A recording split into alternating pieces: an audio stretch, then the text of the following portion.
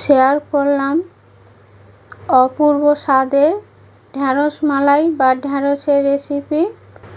নিরামিষ দিনে এই রেসিপি আপনারা তৈরি করবেন, আপনাদের খুবই ভালো লাগবে। ভালো লাগলে লাইক শেয়ার করবেন। কড়াইতে 3 টেবিল চামচ সর্ষের তেল দিয়েছি। তেল গরম হয়ে গেছে। ধুয়ে ঢ্যাঁড়স তারপর কেটে নিয়েছি। কেটে রাখা ঢ্যাঁড়স দিয়ে দিলাম। লো টু মিডিয়াম ফ্লেমে নাড়াচাড়া করে নিতে হবে। উল্টে পাল্টে নাড়াচাড়া করে নিলাম। লো টু মিডিয়াম ফ্লেমে নাড়াচাড়া করতে হবে। হলুদ গুঁড়ো, লঙ্কার গুঁড়ো, লবণ খুব সামান্য পরিমাণ দিয়ে উল্টে পাল্টে নেড়ে নিয়েছি 3 মিনিট। ভাজা হয়ে গেছে, তুলে নেব। ভাজা তেলে আর একটু তেল দিয়ে দিলাম। 2 টেবিল চামচ তেল রয়েছে। 3টি কাঁচা লঙ্কা, হাফ চা চামচ 5 ফোড়ন, কারি পাতা কিছুটা দিয়ে দিলাম।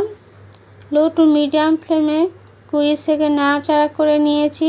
জাল করা দুধ 1.5 কাপ দিয়ে দিলাম।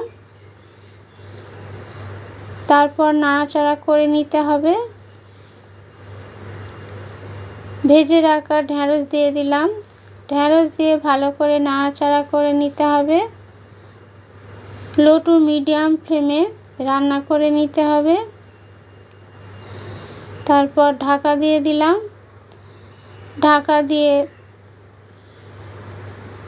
লো ফ্লেমে রান্না করে নিয়েছি।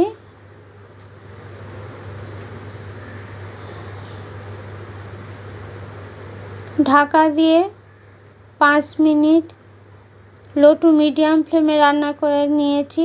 তারপর লো ফ্লেমে 15 মিনিট রান্না করে নিয়েছি।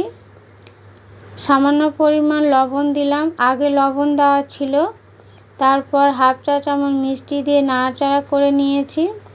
তৈরি হয়ে গেছে, নামিয়ে নেব।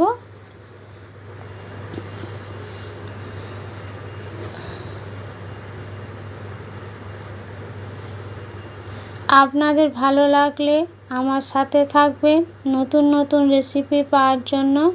ফেসবুক থেকে দেখলে ফলো করবেন। তৈরি হয়ে গেছে ঢ্যাঁড়সের মালাই বা ঢ্যাঁড়সের রেসিপি। গরম ভাতের সাথে পরিবেশন করতে হবে। রুটি পরোটার সাথে খুবই ভালো লাগে। আশা করছি আপনাদের খুব ভালো লাগবে। সবাই সুস্থ থাকবেন, ভালো থাকবেন। নমস্কার।